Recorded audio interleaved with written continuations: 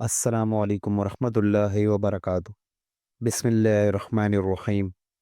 رسول اللہ صلی اللہ علیہ وآلہ وسلم نے ایک مرتبہ فرمایا کہ درختوں میں سے ایک درخت ایسا ہے جس کے پتے کبھی نہیں جڑتے اور اس کی مثال مسلمان جیسی ہے۔ مجھے بتلاؤ وہ کیا درخت ہے؟ تو لوگ جنگلی درختوں کی سوچ میں پڑ گئے اور میرے دل میں آیا کہ میں بتلا دوں کہ وہ کھجور کا پیڑ ہے۔ عبداللہ کہتے ہیں کہ پھر مجھے شرم آ گئی اور میں چپ ہی رہا۔ تب لوگوں نے عرض کیا، یا رسول اللہ، آپ ہی خود اس کے بارے میں بتلائیے۔ آپ صلی اللہ علیہ وآلہ وسلم نے فرمایا، وہ کھجور ہے۔ عبداللہ کہتے ہیں کہ میرے جی میں جو بات تھی وہ میں نے اپنے والد حضرت عمر رضی اللہ تعالیٰ عنہ کو بتلائی۔